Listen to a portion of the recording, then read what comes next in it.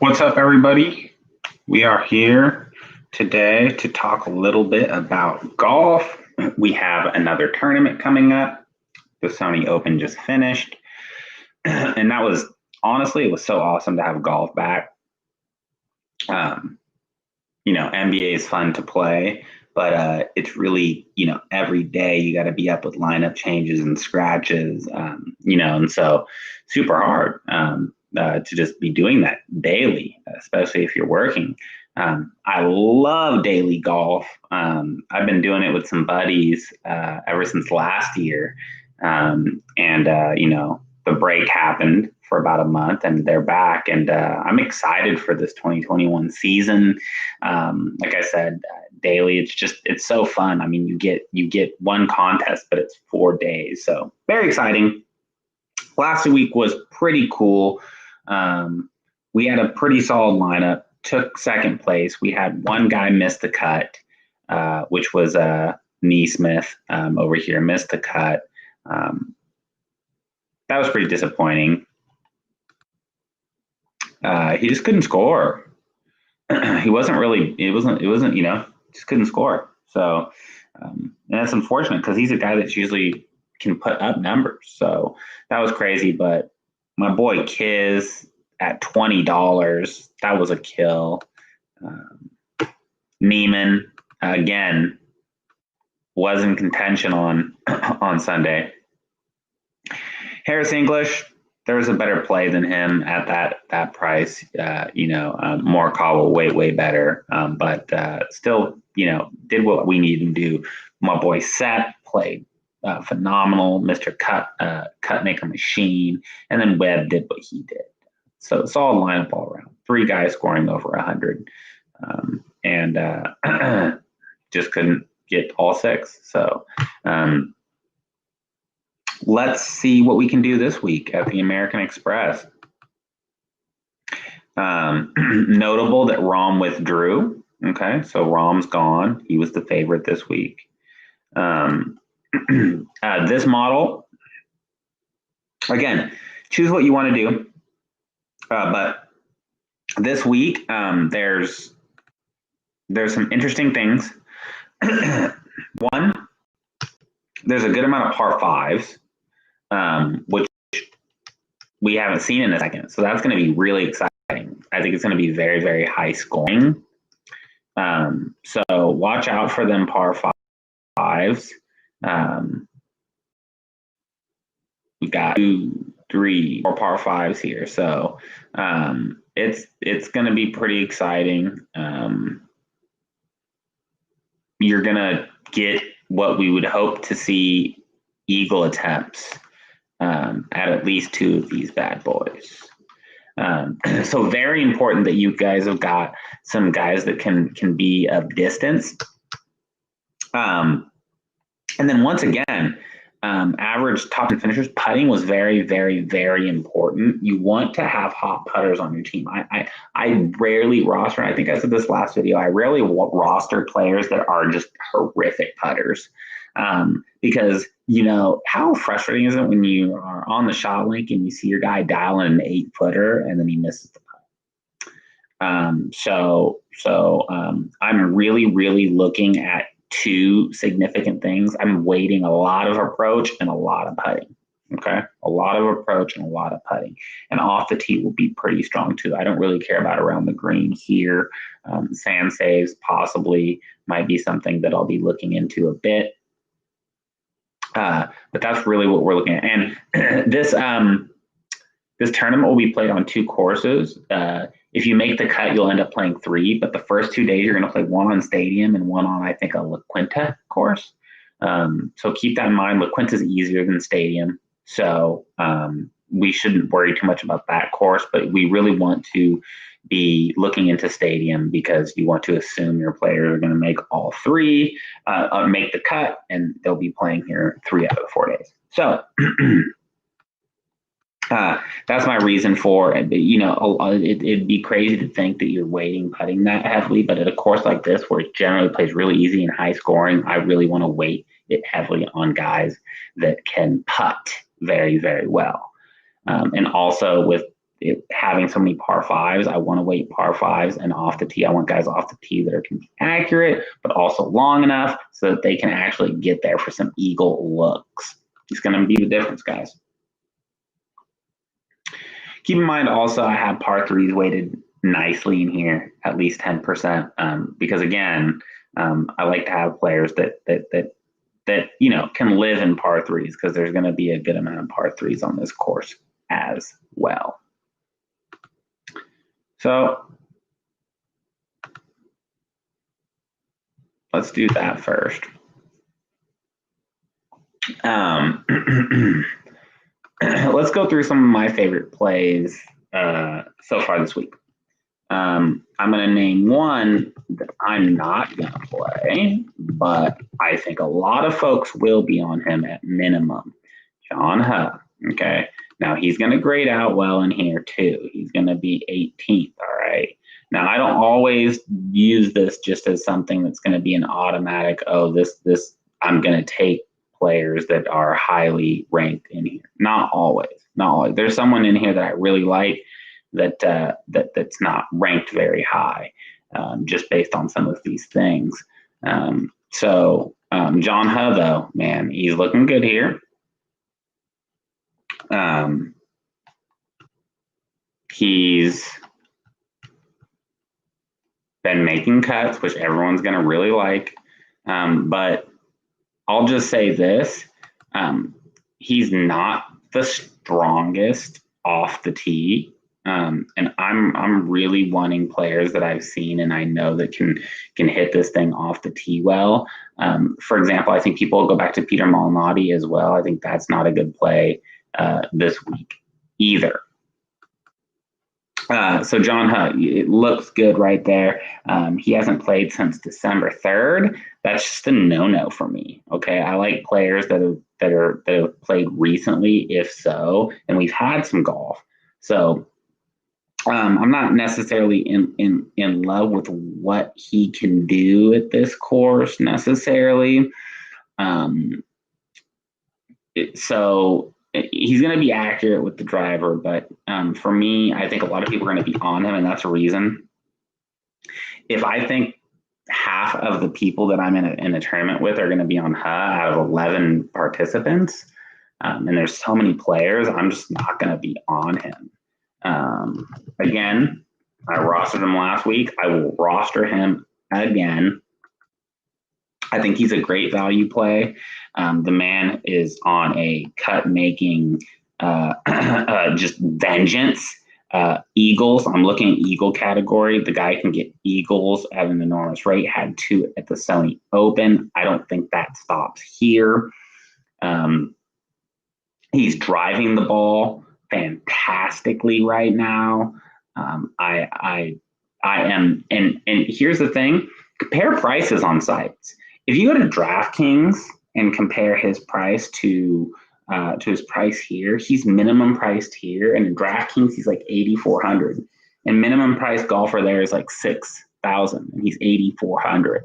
Mispriced on Yahoo at $20. Give me some patent. Let's scroll down here though and take a look at some of these other plays that I think are really good value plays. Cameron Davis came out and played really well. I didn't think he was going to play well last week, but he did. So he's in a great spot. Really long with the driver. If you ever seen this guy in real life, I mean, he's this Aussie that's just towering, like 6'6". Dude's just lengthy, power. It's crazy. So I think that he could be a solid pick here. I believe that the model loves him as well. Amazing at par fives, good putter, great off the tee. I mean, everything you really want is here.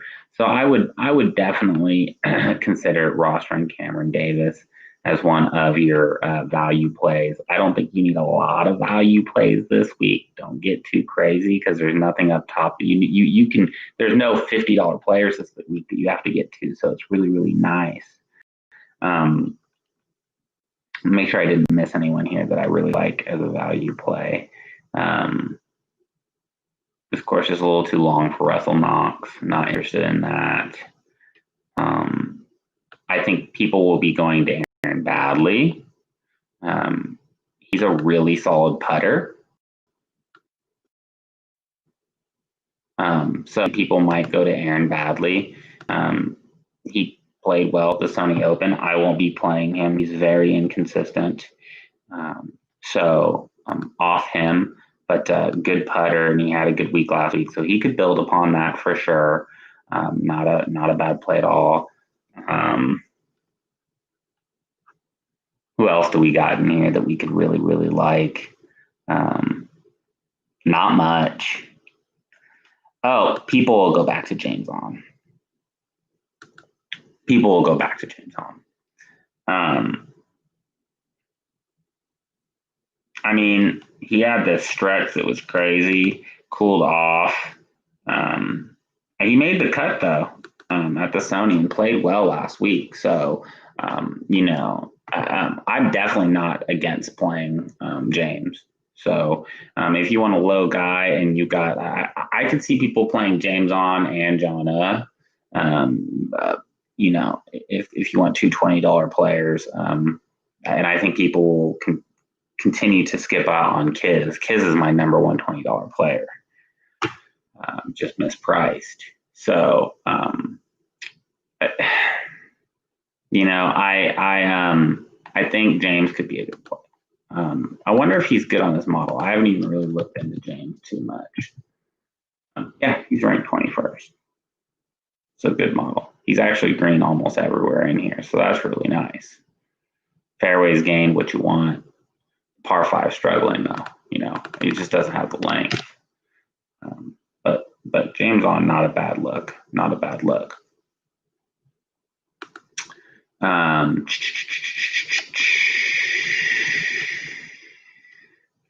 Who else do we got? Who else do we have? I think there's one more player I'm forgetting. Ah, there he is, Mr. Kirk. He's playing on a medical exemption. I think it's running out or it's out. It's really close. I think he's playing with. He has to actually play. I mean, look at that. I mean, come on, 465 T2. I mean, he was right there. You know, he's waiting, using the clubhouse leader until Na won. So I like Kirk more than James On or John. I think he'd be my second favorite $20 player if I was running two 20s. You know, I definitely could see that happening. I do like Kirk.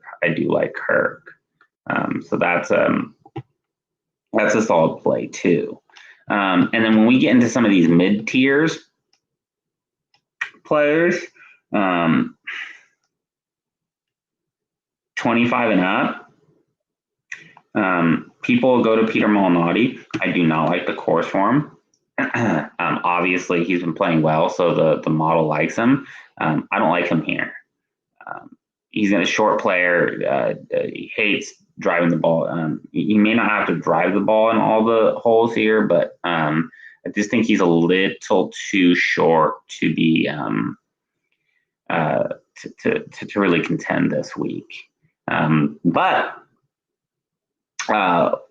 and I think he could miss the cut too.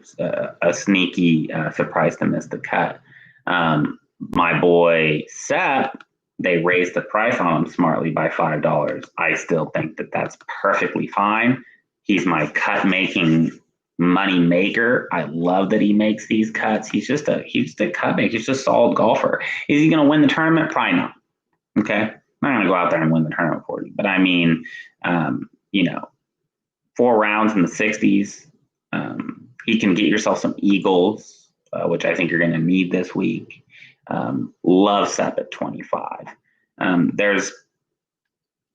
I like Henrik Norlander. I used to play him quite a bit, but he's on a terrible streak right now of not making cuts.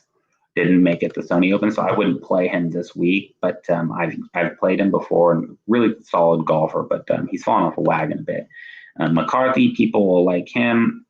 do not like him this week.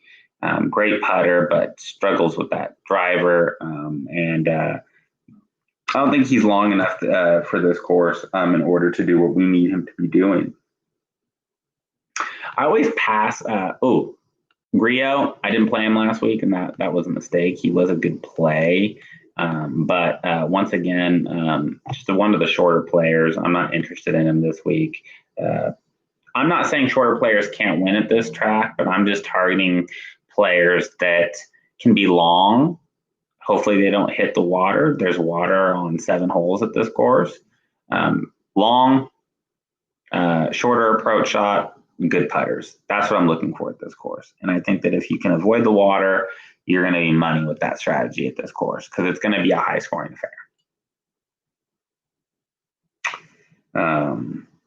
I used to play Maverick McNeely a lot. That's going to be a no-go. Aaron Wise. It's weird. Whenever I don't play this guy, he goes off. But he still can easily miss cuts for you. So I just can't go. I just can't go there. We're entering into the $30 range, which is always the guy that you kind of you really want to get right if you're playing this $30 range. All right, because there's a lot of I always think that you go a $20 player and just load up at top because there's not a lot of difference in skill gap when we're talking about these $20 and $30 players. So I like picking a guy with upside. He's probably going to be one of my core plays, which is Sam Burns. I think he's itching to get his first PGA win. The kid is a really good talent.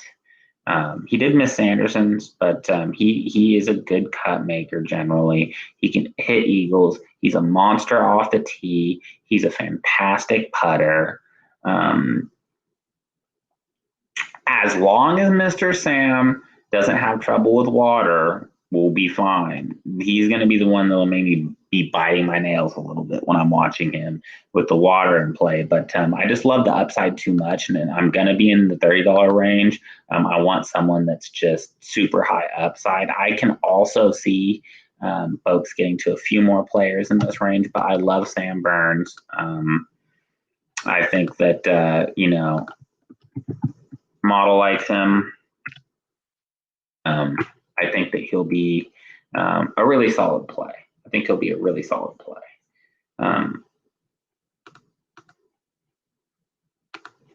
Also, let's see.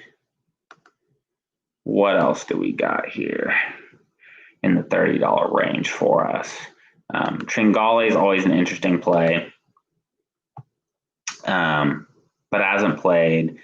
Burns, I'll probably be playing Burns, and he'll be the one player that I'm rostering that hasn't played since golf return. So I'll probably be off him to shake off some rust. Si Woo played well last week and is generally a good cut maker. He's sneakily longer off the tee than you'd think he is. He's ranked really well here. So I could see people playing him. He's definitely in play this week. I like that. Zach Johnson is they're going on with this guy. He's an exceptional play this week. I continue just not to play him because I remember him when I was a kid winning majors, and he's just like old now. And I think that he just isn't a good daily fantasy player. But I mean, look at this. I mean, solid as you get.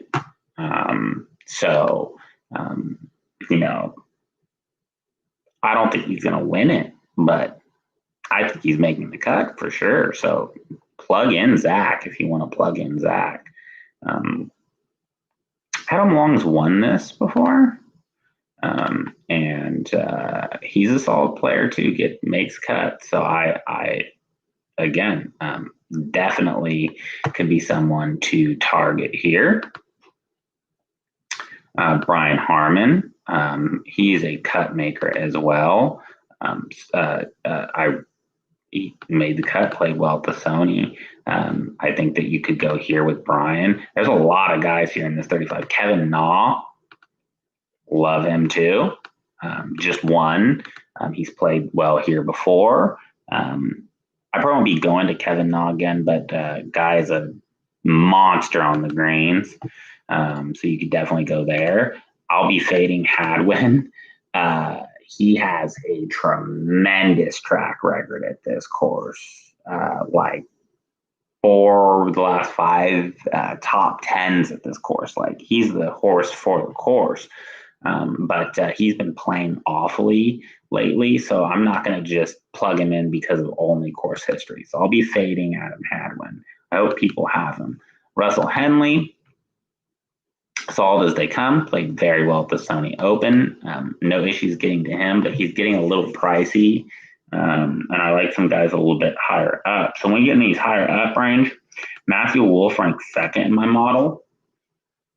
And I probably will be going to other guys besides him.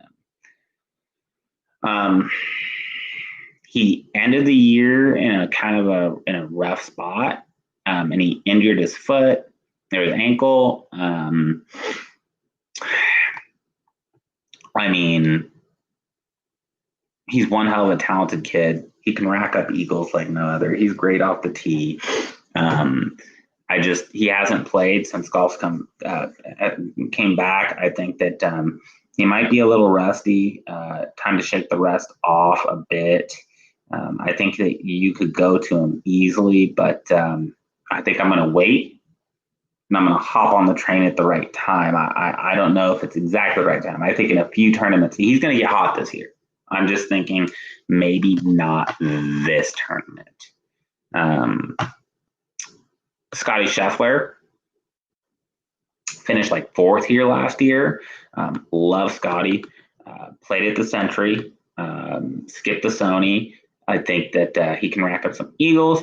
I think that you can slot him in. I really like Scotty Scheffler this week. Of course, he ranks okay in here as well, I believe. Where's old Scotty at? Ranks 28th. Just getting weighed down by those San Jose Eagles. He can hit eagles though. That's just in the last 6 months. I'm not really worried about him being ranked 28th in here. So I really do like Scotty Scheffler. Tony Finau is very, very, very familiar with this course, has played it for a long time. I love Tony Finau. Once again, long hitter like Scheffler is, and Wolff. I think that we're going to see Tony Finau win this year. It could be here. Reed, I have to mention, is a fantastic play. I never play Reed because I don't like him as a person. And I usually don't do that in fantasy, but this is the one guy you just will never see in my lineup. Even if I know he's going to win, I'm just not going to play him. Golf isn't about cheating. So I just can't stand Patrick Reed, to be honest. Patrick Cantlay is the favorite in the tournament, and he's mispriced here. And whenever you see a mispricing, these industries, like when you see pricing, pricing does mean something. You don't always have to think the highest price player is going to play well, but it does mean something. Like, look at these. All these players can play well at a high price because they're the best golfers in the world. But, at $42, he's $4 cheaper than M. And then on DraftKings, Cantlay's $11,000 and M's $9,700. I think Cantlay, out of everyone in this field, is mispriced. Okay. So out of M, and I'm fading Koepka. My rule with Koepka, and everyone knows it, it's pretty simple. You fade him unless it's a major. Okay? Fade him unless it's a major. It's just not, he doesn't care about regular season wins. He'll get a top 10, sure. I'm fading Koepka. If he starts winning regular season tournaments, then let's rethink that strategy. But for now, no. I'm not rostering him at the highest price. That's just crazy. And I mean, he could come out and get you that win. I mean, he's got great tournament history here. But I'm just not doing it. I'm just not doing it. At $46, I want to be like, you're winning this tournament. I just don't see it happening. Now, the only thing that I don't like about Cantlay is he has this really weird thing with last rounds. If you look at his fourth rounds, it's always the worst. And this is not just this small sample size. Like, go further back and do your own research and look. The clutch gene is a little sketch. So that kind of sketches me out a bit. But I think that this guy definitely can get a win. He's a California boy, like Wolf. So I think that he can come out and post a really good number. Like I said, played well at Century. And he's the most mispriced player on the slate. So if I have to choose between all these guys in the 40s, for what I'm looking for in this course, it's going to be Cantlay number 1, Finau number 2, Scheffler number 3. If I have to rank Reed, it's probably Cantlay, Reed, Finau, Scheffler. This course just fits Reed. I mean, he can hit off the tee. He's not extremely long off the tee, but he's long enough to get it done. He's great around the greens. I mean, I can't fault anyone for going Patrick Reed at all.